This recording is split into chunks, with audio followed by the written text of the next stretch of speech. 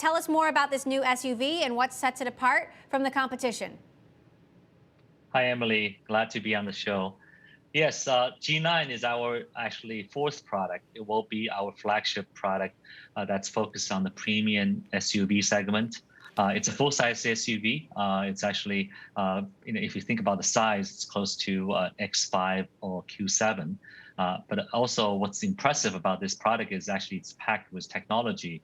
It will have our leading sort of architecture for autonomous driving that supports Xpilot 4.0, which is an upgrade from our current 3.0 version, which will also enable city NGP driving from end to end, which means that in most of the driving scenarios in the daily driving, you will be able to enjoy autonomous features. They also have a very powerful electric powertrain that allows fast charging using 800-volt platform. So we actually target to have this vehicle charge up to 200 kilometers in less than 5 minutes. So it's going to be a very impressive fast charging capabilities. But more importantly is that this actually product will be packed with also user-friendly smart cabin features that features really what we call the third space. It's the away from your house, your office, and actually your car will be your third space.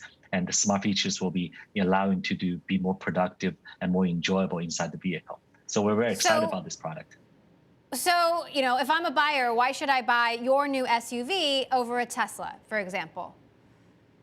Well, first of all, when we unveil the product, it will be, I would say, positioned in the premium category. And in that category, we believe right now in China market, it will be the best product, also catered to Chinese consumer demand as well as user features with its autonomous driving as well as charging capabilities. So I think it will be a very, I would say, strong, appealing product to the consumer market. And then I think we have planned to unveil that product in Europe, probably sometimes later in China, after China. But I think this design, coupled with the wealth of the features, will be a very powerful package to compete with Tesla products.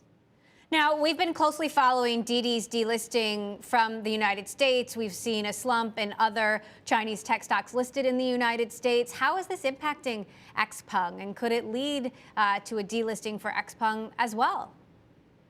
Well, we have been closely watching this process with China ADRs and also the accounting issue.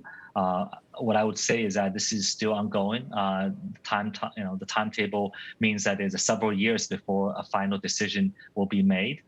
So there's still time, I think, for the two governments hopefully to work out something.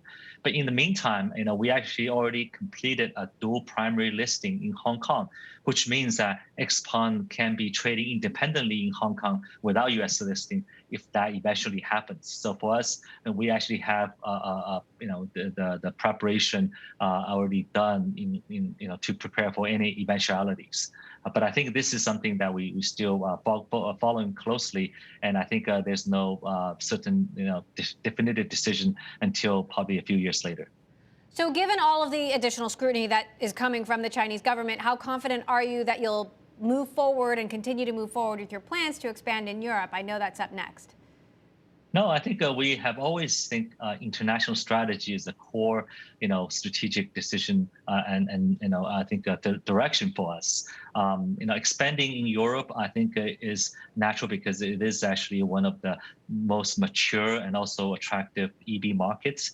And also, I think Chinese products so far, if you look at smartphone or other, has been welcomed in the European market. So we're very actually confident with our, sort of leading technology appeal as well as beautiful design. We'll be able to actually attract the consumer there.